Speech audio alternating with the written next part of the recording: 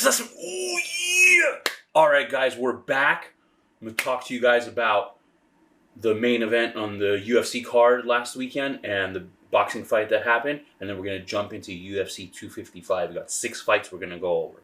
All right. So remember last week, the main event was supposed to be Rafael dos Anjos moving back down to lightweight, where he was champ before.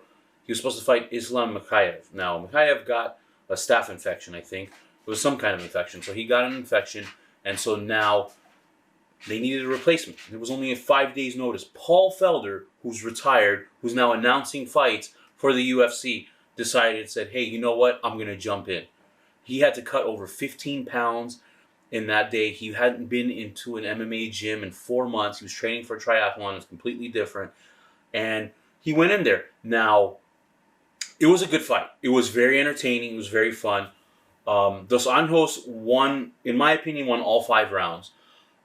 Basically, what happened was that when standing on the feet, I think it would say it was about even. I mean, Felder was landing some good shots. Dos Anjos was landing some good shots. But the key difference in the fight, or what made the difference, was that Dos Anjos was taking Felder down. And when he was taking Felder down, he was going for submission attempts. He was landing some ground and pound. So he won the fight. Now, what was silly was the decision was a split decision victory for Dos Anjos. The person that picked that had the fight for Felder should never be allowed again to judge a fight. I mean, you could maybe being generous, give 1 round to Felder, but he lost every round, in my opinion. Again, it was a valiant effort. It lit the fire back up. He did really well for a guy that hadn't been training for 4 months. So he has something to look forward to in the future, but he definitely didn't win the fight or a round even at that. So where does this leave both of them? I think Dos Anjos now is going to be number 6 in the ratings. He wants one of the top 5 guys, and those are the big names. So, the belt is open. There's no champ right now because Khabib retired. So we'll see what happens there. He called out McGregor, though I don't know if McGregor will do that, but we'll see what happens there. For Felder, I think he'll drop down a couple spots. He was number 7, but this lit the fire. He wants to go back to fighting again. He doesn't want to be retired. He'll probably still do announcing, but it was good for him. So that was good. And then so I picked that one correctly. And then in boxing, I remember I told you guys that Terence Crawford would knock out KELL BROOK, who's a former champ. Crawford is the WBO champion. It started off in the beginning, which Crawford's a notoriously slow starter. Brooke was doing decent, and then in the 4th round, I don't know if it was like some kind of jab hook. It was kind of like an awkward punch, but it stunned Brooke. Crawford went for some punches. The ref gave him a count, and then you could see it was like a shark that senses blood, and Crawford just went in there for the finish. Boom, boom, boom, TKO. 4th round, retains his WBO belt. Like I said, I thought it was going to be in the 7th round finish, but it was a 4th round finish. This really didn't impress me, though, because Brooke is past his prime. I mean, like I said, he's been battered and beat up by both Triple G and Errol Spence before that. He was on a little bit of a winning streak, but he didn't fight any names. So I knew this wasn't going to happen. Crawford, of course, had his chance after the fight to call out Errol Spence. He didn't. He wants Pacquiao instead because Pacquiao has a belt. We'll see now. December 5th, Errol Spence Jr. is fighting against Danny Garcia. So if he wins that, that's the fight to make. It's the only fight left to make in this division in welterweight. They beat everybody else. They're the top 2 guys. They have to make it happen. Stop denying it. Arum, Al Heyman, just make it happen. There you go. So yeah, so that was that. So now we're gonna jump into UFC 255. Now normally on pay-per-views I just go over the main card, but there's one fight on the prelims, which is the main prelim fight before the main card starts. I just have to get into because it's gonna be such a good fight. That's the one fight that I'm just gonna pick as we're making these, as I'm doing this, because I've been going back and forth on it. All right, so that fight is in the men's flyweight division. So this actually has title implications because in the main event, it's the men's flyweight champion Figueiredo's fighting. So this has implications to it. So you have number 2 ranked Brandon Moreno going against number 6 ranked Brandon Royval. Now, Moreno's is on a 2-fight winning streak. His last victory was unanimous decision victory against Juicy Formiga. while Brandon Royval's on a 4-fight win streak. And remember, I had picked him to win his last fight against Kai Kara France, and he did impressively by submission. This is an even fight. I mean, I really feel like this could go either way. They're both really good at submissions, both good at striking. Though I think maybe Royval might be a little bit more creative. I'm not sure. But it's a very even fight. These guys are both high level. I'm gonna pick Brandon Moreno in this fight. Again, it could go either way, but I think he has a slight edge, so I'm going to give him that victory. And I think if he wins that one, I think he'll get the title shot next. So we'll see what happens there. So now we'll jump into the main card. So the first fight on the main card is former light heavyweight champion Mauricio Shogun Rua, and he's fighting against Paul Craig. Now, they fought back in 2019, and it was a draw, which was the correct decision. I think that was the right way to call it. Shogun fought a couple months ago, beat Little Nog. It was like a battle of the legends. So I don't think he'll do it this time. I don't think he'll win. Paul Craig is a younger guy. I think he took some lessons away from that fight with Shogun, and I think he'll win this fight. It'll probably go to decision, but I think Paul Craig will win that fight. All right, so the next fight is in the women's flyweight division. Now this is going to be good because also this might have title implications for the co-main event, which was the champ Valentina Shevchenko is fighting. So this could have some implications on that one. So we have number 2 ranked Caitlin Chugagian, and she's going against number 4 Cynthia Calvillo. Now Chugagian, if you remember, she just lost, I think it was a month ago, maybe a couple months ago, to Jessica Andrade by TKO. So that dropped her ranking from number 1 to number 2, while Calvillo had just beat Jessica I by unanimous decision. This will be a good fight. Chugagian needs this fight. She's lost a couple fights here.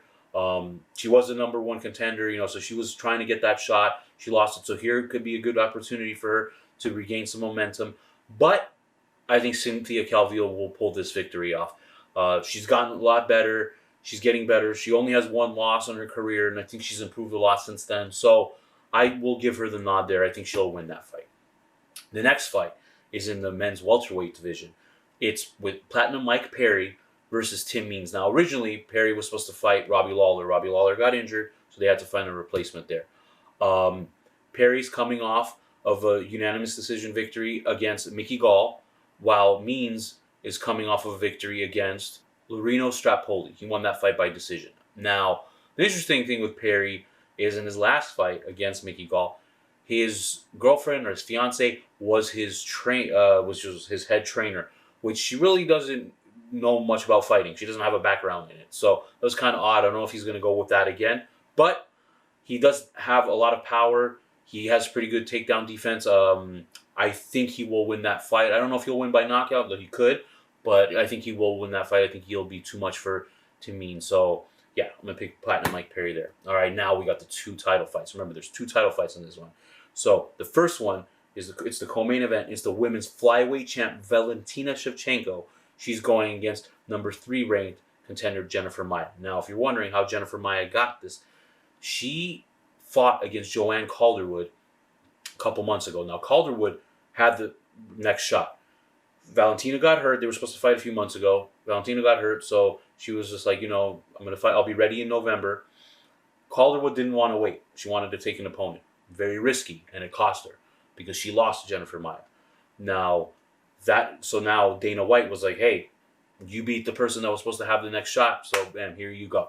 So Jennifer Maia is a huge underdog in this fight. I think she's a plus 900 underdog, while Valentina's a minus 1600 favorite. I mean, it's just Valentina's been so dominant. She's destroyed pretty much everybody in this division. She's on a 5-fight win streak. Her last loss was to the GOAT, Amanda Nunes, and that was a very close fight. So, and Nunes is blitzing everybody. So if you think about it, the 2 fights she's had with Nunes, she lost both of them, but both fights were very, very close. So that's just how good Valentina is. And she's going to win this fight. I really have the most confidence in this pick out of any of them. 99% chance. Just because of 1%, because you can just never be sure with MMA. But Valentina will win this fight. I don't think Maia presents any challenges that will really cause anything for Valentina. The only thing I can see is Valentina maybe doesn't take her seriously, which I don't think she's very professional. But she'll win that fight. And the main event It's in the men's flyweight division. You got new champion. This is his first title defense. Davidson Figueiredo. He's fighting against number 4, Alex Perez. Now, Figueiredo, so how he won the belt. So, Henry Cejudo was the champ. He retired, so he relinquished the belt. Now, I think it was earlier this year, Figueiredo and Benavidez, who were the number 1 and 2 guys, were fighting for the belt. Now, Figueiredo didn't make weight. Benavidez did, so Benavidez was the only one who could claim the belt at that time. He got knocked out by Figueiredo, so again, belt's open, it's still vacant. So they decided, hey, let's do a rematch a couple months later. So this time Figueiredo makes weight, as did Benavidez, so now it's up for grabs. There you go. And the same result happened again. Figueiredo knocked out Benavidez. So he became the new champ. He's the new king of the men's flyweight division. So this is going to be his first defense. Alex Perez he's a tough guy. He's on a 3-fight winning streak. His last win was a TKO against Jusimir Formega. He presents a lot of challenges for Figueiredo. He's got power. He's great at submissions. I mean, it's going to be a test. It's going to definitely be a test for Figueiredo. But I'm going to give the edge to Figueiredo. Figueiredo's got great stand-up. He's got good submission. So I think he'll pull this out. I don't know if it will go, to a decision. It's possible, but these guys are so high level. This is going to be a fun fight. Flyweights, they have a lot of energy. They're very technical. This is going to be a very exciting fight. So, yeah, that's going to be the recap there. So, here we go. Remember, the 6 picks. In the first one, I got Brandon Moreno. And that's in the prelims. The main card, I got Paul Craig, Cynthia Calvillo, Platinum Mike Perry. In the co-main event, Valentina Shevchenko to remain champion. And in the main event, I got Davidson Figueiredo, also remaining champion. All right, guys. Next week, there's going to be a fight night. And then I've had some requests from some of my peeps to do Mike Tyson versus Roy Jones Jr. Yes, the fight that should have happened 17 years ago is now happening in an exhibition match. I personally don't really care for it. I mean, both of them were my favorites when I was younger, but they're well past their primes, and it's an exhibition fight, so I don't know how seriously they're going to take that, but we'll go over that fight as well. All right, guys, remember, if you could like, comment, subscribe, and share, I'd greatly appreciate it. Service assessment, oh yeah!